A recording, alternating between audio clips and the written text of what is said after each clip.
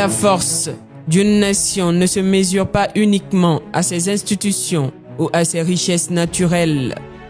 Elle se mesure aussi à sa capacité de décider elle-même de son avenir économique et de préserver les instruments qui fondent son indépendance.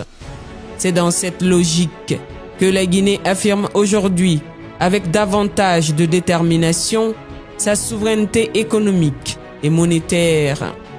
Après avoir consolidé sa souveraineté politique, le pays poursuit désormais une ambition tout aussi stratégique: bâtir une économie plus forte, plus résiliente et pleinement maîtrisée. Une ambition qui s'appuie sur des choix assumés et sur une vision de long terme. Ces derniers jours, la participation du président de la République, son Excellence Mamadi Doumbouya, au 69e sommet ordinaire de la CEDEAO, tenu en Sierra Leone, a relancé les débats autour de l'intégration monétaire régionale et de l'éventuelle mise en circulation de l'ECO, la future monnaie commune de l'organisation sous-régionale. Dans la foulée, des interrogations ont émergé, laissant parfois croire à une disparition prochaine du franc guinéen ou à une entrée de la Guinée dans la zone ECO.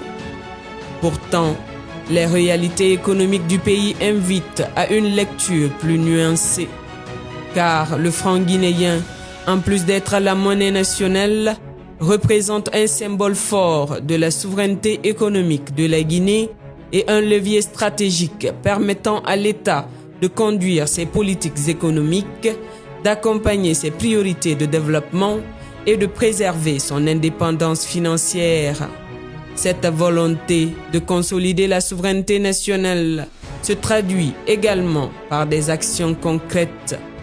La mise en place de la raffinerie d'or Nimba Gold Refinery marque une étape importante dans la transformation locale des ressources naturelles.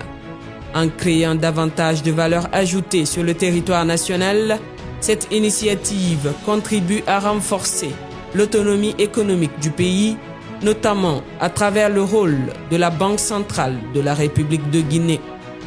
Dans le même temps, les réformes engagées et les grands projets d'envergure améliorent progressivement l'image de la Guinée sur les marchés financiers internationaux.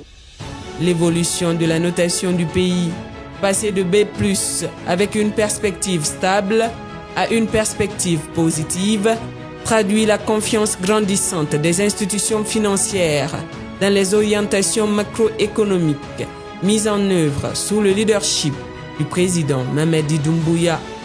Ces avancées témoignent d'une conviction de plus en plus affirmée.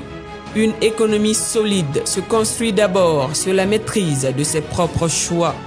Le maintien du franc guinéen s'inscrit ainsi dans cette volonté de préserver un instrument essentiel de souveraineté tout en demeurant ouverte aux dynamiques d'intégration régionale. Car au fond, l'enjeu dépasse largement la question d'une monnaie. Il s'agit de créer les conditions économiques qui donnent à cette monnaie sa stabilité, sa crédibilité et sa valeur. Une monnaie tire sa force de la confiance qu'elle inspire, de la solidité des institutions qui la portent et de la capacité d'un pays à transformer ses ressources en prospérité durable. La souveraineté économique ne se proclame pas, elle se construit jour après jour par des décisions courageuses, des réformes cohérentes et une volonté constante de placer l'intérêt national au-dessus de toute autre considération.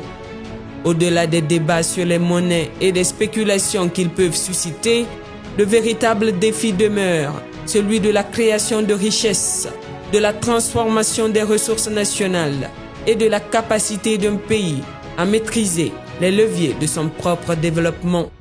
C'est cette vision que la Guinée affirme aujourd'hui, celle d'une nation qui entend écrire son avenir avec ses propres forces, donner davantage de valeur à ses ressources, renforcer la crédibilité de son économie et faire de sa souveraineté non plus un simple principe, mais une réalité au service des générations présentes et futures.